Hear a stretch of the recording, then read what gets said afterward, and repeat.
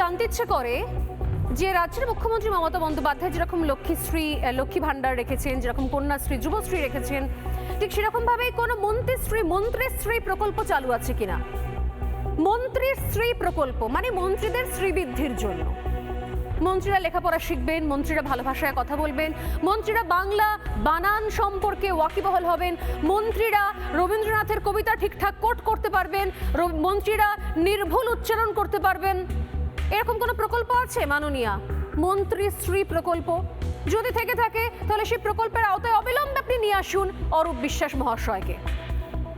আমি দেখলাম আমার হাতে দুখানা কাঁচা হাতে লেখা দুটো চিঠি রয়েছে, যদিও হ্যান্ডরাইটিং খারাপ নয়, কিন্তু আমার সত্যি সত্যি জানতে ইচ্ছে করছে এই চিঠিগুলো এভাবে সাদা কাগজে উনি লিখে দিলেন, মাননীয়া দিদি বলে লিখে দিলেন, তারপর আবার একটা চিঠি লিখে দিলেন পদত্যাগ করছি বলে। প্রথমে বললেন যে করতে চাইছি, পরে দেখলেন যে ঠিক বিষয়টা নিয়মটনে নেই, অর্থাৎ পদত্যাগ করছি, আপনি অ্যাকসেপ্ট করে নিলেন।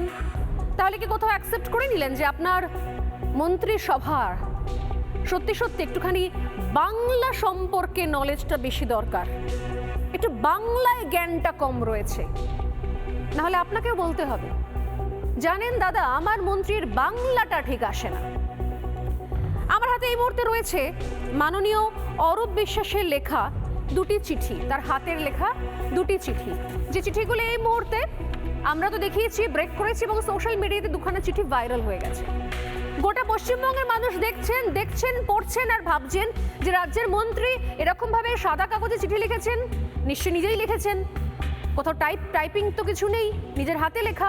তাহলে এইরকম চিঠির হাল এইরকম কেন বলছি? এই কথাগুলো বলবো, দেখাবো, তবে তার আগে একটা খুব গুরুত্বপূর্ণ খবর জানিয়ে রাখি। যুবভারতী কাণ্ডে অরূপ বিশ্বাস তিনি পদত্যাগ করেছেন এবং সাদা কাগজে তার পদত্যাগের পর মমতা বন্দ্যোপাধ্যায় সেটাকে অ্যাকসেপ্ট করে নিয়েছেন, আপনারা জানেন ইতিমধ্যেই। এবং এরপর যেটা হচ্ছে এই মুহূর্তে ব্রেকিং নিউজ, তা হচ্ছে দায়িত্ব থেকে তাকে অব্যাহতি দেওয়ার প্রসেসও শুরু হলো বলে খবর পাচ্ছি আমরা। এই মুহূর্তে ব্রেকিং নিউজ, যুবভারতী কাণ্ডে অরূপ বিশ্বাস পদত্যাগ করেন। আজ বিকেলে পদত্যাগের পর এই মুহূর্তে প্রস্তুতি শুরু হলো তাকে অব্যাহতি দেওয়ার।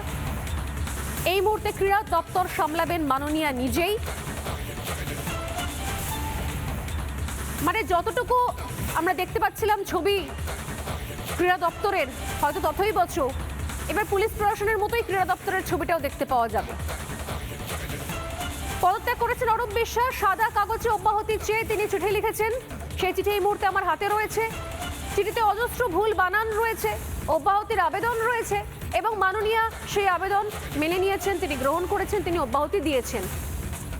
এবং এই মুহূর্তে অরূপ বিশ্বাসকে অব্যাহতি দেওয়ার পর তার প্রসিডিওরও শুরু হলো, তার দায়িত্ব নিতে শুরু করলেন মমতা বন্দ্যোপাধ্যায়। আপাতত তিনি নিজের হাতেই রাখছেন ক্রীড়া মন্ত্রক, তার ক্রীড়া দপ্তর নিজের হাতেই রাখছেন। নানা ধরনের কন্টেন্ট দেখার জন্য লাইক করুন, শেয়ার করুন আমাদের ফেসবুক পেজ, সাবস্ক্রাইব করুন আমাদের ইউটিউব চ্যানেল। পাশাপাশি অন্যান্য ব্রেকিং নিউজের জন্য অবশ্যই চোখ রাখুন রিপাবলিক বাংলায়।